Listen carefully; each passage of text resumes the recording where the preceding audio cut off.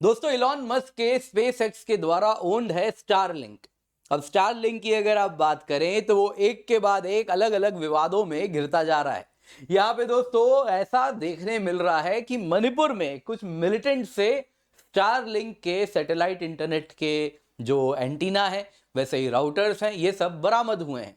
अब दोस्तों विवाद इतनी ज्यादा सीरियस हो गई कि इलॉन मस्क को भी आके जवाब देना पड़ा है। उन्होंने कह दिया कि नहीं जी, ऐसा हो नहीं सकता। लेकिन यहाँ पे जानना होगा, स्टारलिंक को लेकर काफी ज्यादा एप्रीहेंशंस हैं, मन में डर है। कहीं ना कहीं किसी भी देश के सोवरेनिटी के लिए वो एक बड़ा खतरा हो सकता है। तो बहुत जरूरी है यहां पर हम जाने आखिरकार वो क्या है कारण जिस वजह से स्टारलिंक से कुछ कहीं ना कहीं आप देखें तो मन में संशय हमेशा से रहता है। यहां पे रशिया ने क्या किया है उसके लिए, उस पर भी हम चर्चा करेंगे। आप देख सकते हैं दोस्तों, यहां पे न्यूज है, स्टारलिंक डिवाइस एलिजेडली मेती इंसर्जेंट ग्रुप्स ने इस्तेमाल किया है मणिपुर में। और दोस्तों महीने में ये दूसरा स्टारलिंक टर्मिनल इस प्रकार से इलीगल यूज के लिए इस्तेमाल करते हुए देखने मिला है। इससे पहले बहुत बड़े ड्रग कंसाइनमेंट में जो अंडमान निकोबार में पकड़ा गया, वहां पर भी स्टारलिंक का ही टर्मिनल हमको देखने मिला था।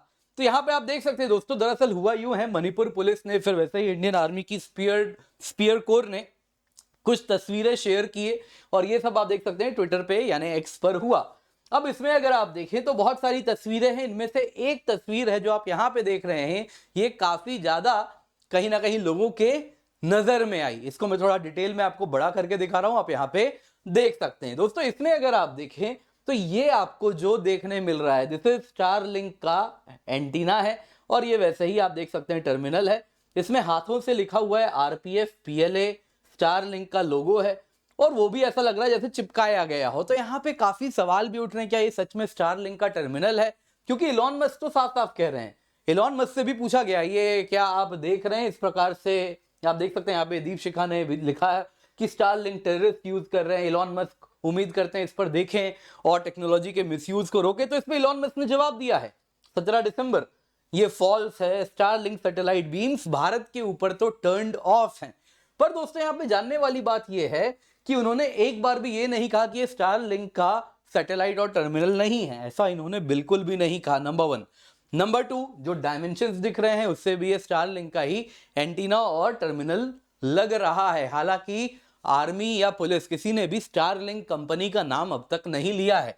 तीसरी बात, यहां पे अगर आप देखें तो मन में एक सवाल है, कई लोग कह रहे हैं अगर गाड़ी से कोई एक्सीडेंट हो जाए तो इसका मतलब ये थोड़ी गाड़ी को आप बंद कर दीजिए। अब इंटरनेट कहीं से भी यूज हो रहा है तो उससे अगर वो इलीगल एक्टिविटी को अंजाम दिया जाए तो ऐसा इसका मतलब ये थोड़ी कि आप इंटरनेट प्रोवाइडर के ऊपर उंगली उठा दें। तो दोस्तों यहाँ पे चीजें इतनी आसान नहीं है, आपस में सब कुछ जुड़ी हुई है। बहुत जरूरी है कि हम स्टार लिंक वाली इस पूरे कहानी को डिटेल में जाने कि दरअसल हो क्या रहा है, क्योंकि इसके बारे में कई सवाल उठ रहे हैं कि Starlink is a wolf in sheep's clothing. आप देख सकते हैं रिसर्चर्स ने इस प्रकार के रिपोर्ट निकाले जिसमें कहना है कि इलॉन मस्क का जो स्टार लिंक है, यूएस इंटेलिजेंस मिलिट्री से इसके गहरे रिश्ते हैं, जो कि किसी भी समय में भारत के लिए एक मुश्किल खड़ी हो सकती है यदि स्टार लिंक पर हम इस प्रकार से कहीं ना कहीं रिलाई किए। दोस्तों यहाँ पे आपको यह भी जानना होगा कि सारे क्रिटिसिज्म को आप फेस वैल्यू पे नहीं ले सकते, क्योंकि end of the day Bharat एक बहुत बड़ा मार्केट है और इस मार्केट को कंट्रोल करने के लिए बड़े बड़े प्लेयर्स इन्वॉल्व हैं जिनके बीच में कंपटीशन भी हो रहा है। एक तरफ रिलायंस है, एयरटेल है और तीसरी तरफ इलॉन मस्क हैं। तो कहीं ना कहीं इस प्रकार के रिपोर्ट्स को आपको पढ़ते समय वो लेंस से भी देखना पड़ेगा। तो एक बार हम जरा न्यूट्रल होके समझना चाहेंगे। लेकिन जो भी है दोस्तों, रशिया ने तो स्टारलिंक किलर कलिंका डेवलप कर लिया है और इसके साथ इलॉन मस्क के लिए बड़ी समस्या है। तो क्या भारत को भी ये डेवलप करना चाहिए? आइए जरा जानते हैं। पर इससे पहले आगे बढ़े, जरूरी अनाउंसमेंट है दोस्तों, आपके लिए जो डिस्काउंट था वो हमने 23 दिसंबर तक एक्सटेंड कर दिया है, तो आप इसका फायदा उठा सकते हैं। काफी स्टूडेंट डिमांड था, उसके बाद आपको 50% ऑफ ऑलरेडी मिल रहा है और डबल सब्सक्रिप्शन मिल रहा है। मतलब कि यदि आप 9 महीने का सब्सक्रिप्शन लेंगे तो 18 महीने का मिलेगा, 12 महीने का लेंगे 24 महीने का मिलेगा, 18 महीने का लेंगे 36 महीने का मिलेगा और हर सब्सक्रिप्शन ऑलरेडी आपको 50% ऑफ पे मिल ही रहा है। तो ये ऑफर हाथ से जाने ना दे, यूज द कोड KC10। तो न्यूज में क्या है दोस्तों, हुआ यूं, एक जॉइंट टीम थी जिसमें एक तरफ मणिपुर पुलिस थी, दूसरी तरफ असम राइफल थे। दोनों ने मिलके एक जगह पे, अगर आप देखें मणिपुर के इंफाल वैली में, वहां पे दोस्तों इन्होंने कुछ मेती इंसर्जेंट्स को गिरफ्तार किया। जब गिरफ्तार किया तो कई प्रकार के वेपन्स इनके हाथ लगे हैं, जिसमें अगर आप देखें तो कुछ राइफल्स हैं, कुछ पिस्टल्स हैं, वो सारी चीजें, हैंड ग्रेनेड्स हैं। लेकिन सबसे ज्यादा चौंकाने वाली बात ये थी कि ये सैटेलाइट एंटीना मिला, और साथ ही साथ सैटेलाइट इंटरनेट एंटीना मिला, राउटर मिला, और इस प्रकार से अगर आप देखें तो वायर भी था, केबल भी था जो इनको कनेक्ट कर रहा है, और इसमें स्टारलिंक लोगो भी आपको देखने मिल रहा है। इसके सिवा हाथ से ही इसमें अगर आप देखें तो आरपीएफ, पीएलए, ये सारी चीजें भी इसमें लिखी हुई हैं। अब यहां पे देखना होगा, ये सीजर बड़ा ही सरप्राइजिंग रहा है, क्योंकि अगर आप देखें तो इससे ये लग रहा है कि जब आप मणिपुर में इंटरनेट ब्लैकआउट कर दे रहे हैं, उसके बाद भी कुछ लोग ऐसे हैं मणिपुर में जो कि इंटरनेट का इस्तेमाल कर पा रहे हैं, जो कि इस प्रकार से सैटेलाइट इंटरनेट का यूज कर रहे हैं। तो अगर आप देखें तो इसमें जो आरपीएफ और पीएल है, ये भी आपको बता देता हूं क्या है। तो आरपीएफ का मतलब है रिवॉल्यूशनरी पीपल्स फ्रंट, और ये पॉलिटिकल आर्म है पीपल्स लिबरेशन आर्मी की। और ये क्या है दोस्तों, ये जो 8 मेतेई सेशनिस्ट ग्रुप्स हैं उनमें से ये एक है, जो कि भारत सरकार ने इसको ऑलरेडी बैन भी कर रखा है। याद रखिएगा दोस्तों, ये जो इंसर्जेंट ग्रुप है, these are the Meitei insurgent groups. अब यहां पे दोस्तों अगर आप देखें तो इंडियन सिक्योरिटी ऑफिशियल्स ने स्टारलिंक डिवाइस ये दूसरी बार इसी महीने पकड़ा है। इससे पहले अंडमान निकोबार में भी एक जहाज जिससे ड्रग्स आ रहा था, उसमें भी सेम स्टारलिंक का हमने इस प्रकार का अगर आप देखें तो राउटर और इंटरनेट एंटीना हमें मिला था। और ये बता रहा है कि काफी खुलेआम स्टारलिंक इंटरनेट का यूज हो रहा है इल्लीगल एक्टिविटीज के लिए। अब यहां पे जरा देखिए दोस्तों, इलॉन मस्क का इस पे क्या कहना है।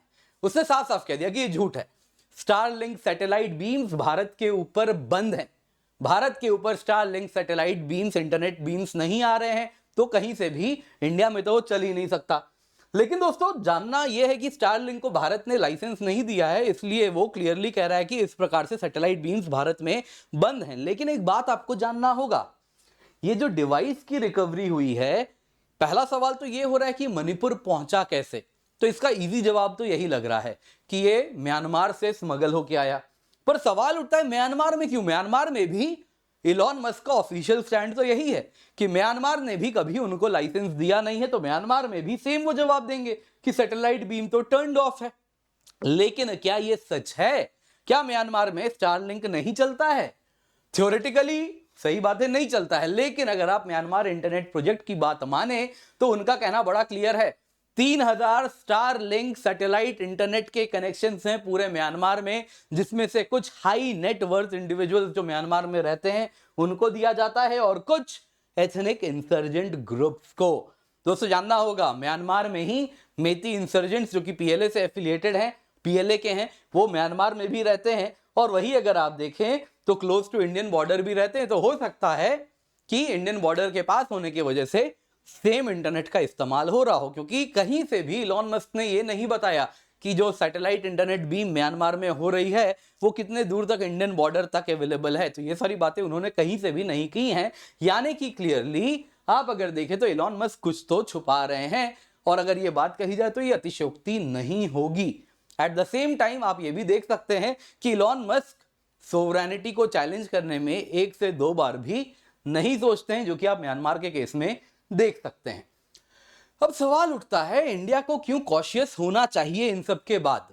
देखिए पहली बात क्या है ना, स्टारलिंक को कई रिसर्चर्स कहते हैं कि ये वुल्फ इन शीप्स क्लोथिंग है। मतलब क्या है, दिखने में भेड़ जैसा कपड़े पहन के आया, अंदर में भेड़िया है।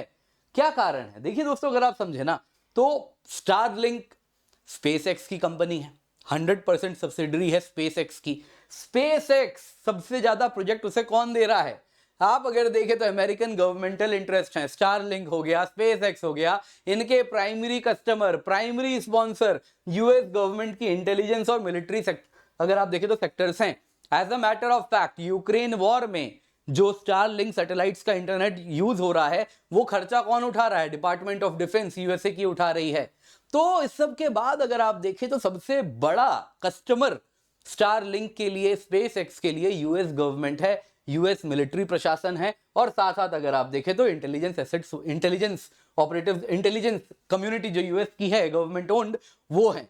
तो स्टारलिंक कॉन्स्टेलेशन अगर आप देखें, जो ये इंटरनेट का, सैटेलाइट्स का कॉन्स्टेलेशन है, ये कहने को तो बड़ी अच्छी अच्छी बातें करता है कि दुनिया भर में हम इंटरनेट दे देंगे, कोने कोने तक इंटरनेट जाएगा, अफोर्डेबल इंटरनेट जाएगा, लेकिन इसके पीछे बैड इंटेंशन भी हो सकता है।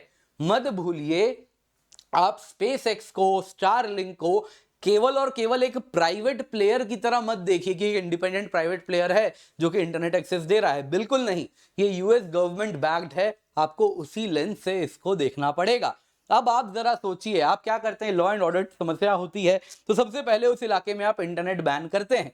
इंटरनेट का यूज बहुत सारा होने लग गया है। जब से ड्रोन वॉरफेयर बढ़ रहा है, इंटरनेट के द्वारा कोऑर्डिनेटेड ड्रोन वॉरफेयर में बहुत बड़ा इसका इस्तेमाल हो रहा है, तो आप इंटरनेट बैन कर देते हैं।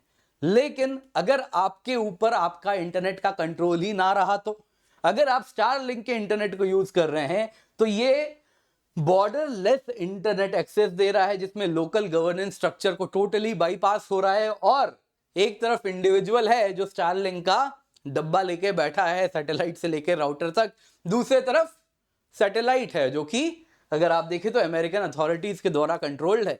तो लोकल गवर्नमेंट कैसे आप उसको रोकेंगे, क्या करेंगे? अगर मान लीजिए म्यांमार में जैसे गवर्नमेंट ने कह दिया कि नहीं, ये बीम नहीं चलेगा, बंद कर रहे हैं, हम अलाउ नहीं करते हैं, इस प्रकार से स्टारलिंक सैटेलाइट इंटरनेट बीम नहीं अलाउड है हमारे देश में।